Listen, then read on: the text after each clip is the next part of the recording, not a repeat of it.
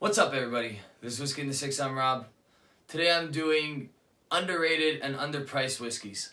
Now, I've changed the format a little bit to do just the top 6 because the last time I went country by country and it got a little bit too much. So I'm going to keep it quick, easy for you guys, and there will be more to come. So I'm not going to get to everything today.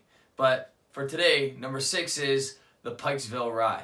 Now, this is a 6-year-old rye. It goes for $80 at the LCBO. It goes for much less in the United States. You're thinking $80, that's not really too cheap. This one's not praised by many people. It's great stuff for those who've tried it. They know that they're getting really good stuff.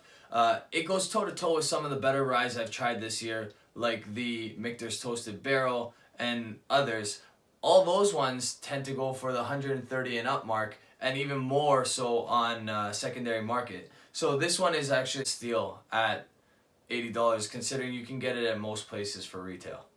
Number 5 is the Johnnie Walker Green 15-year-old. Now, I haven't reviewed this one yet, and it will be coming out in 2019. But what's cool about this whiskey is that it's a mix of great single malts. It's a blended malt, unlike many of the Johnnie Walkers. And this one is 15 years old. You're getting 43%. In the LCBO, it's $80. Elsewhere, you can get it for much cheaper. I know in Alberta, you can get this for around $60. Just great stuff, really tasty, really well-rounded. So pick that up if you get a chance. Number 4 is the Macallan Classic Cut 2018. Now, I know you're thinking, this is Macallan, how could it be underrated? Well, what's underrated about this is that it's above 50% ABV. Now, Macallans are hard to find above 43. Recently, with the Edition series, as well as these classic cuts, you're getting some higher ABV Macallans, which is great. This one in particular is phenomenal. Honestly, I really like it. For $150 at the LCBO, sounds like a lot, but you can actually get it for closer to $100 in the US, and it's worth every penny. It's not available in every market, so if you have a chance to buy it, I highly recommend you do so. This one, even more so than last year's.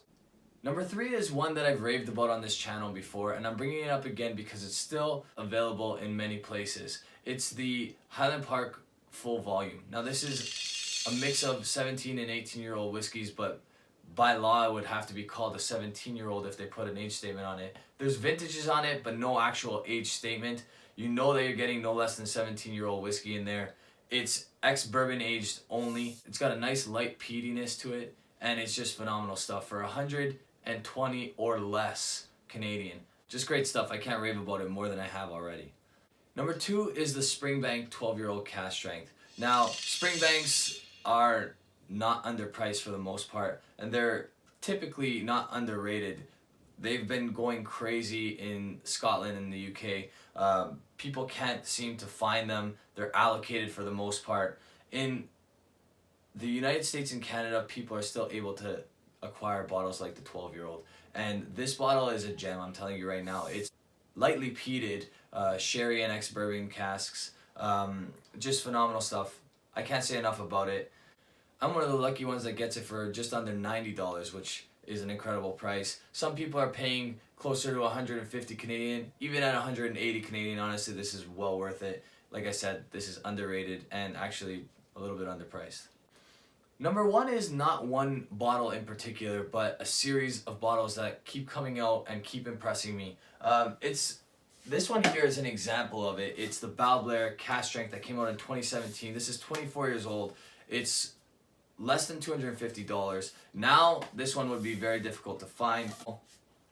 Independent bottles in general, Gordon MacPhail, SMWS, which I just became a member of, and there's more out there that are fantastic value for the age statement on the bottle as well as the quality of what's inside the bottle. All right, this Mortlock is another example right here. Just beautiful stuff.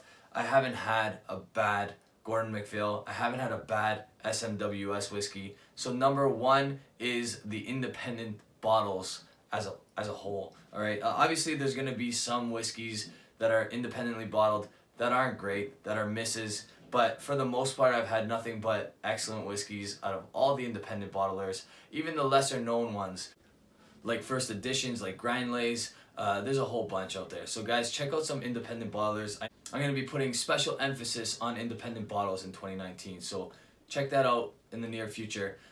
The next time you guys see me will probably be a live, but after that will be my Whiskey of the Year video.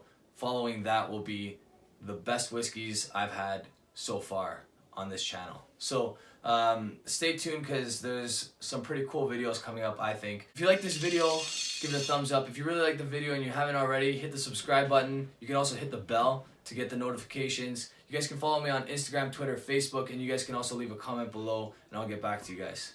Cheers.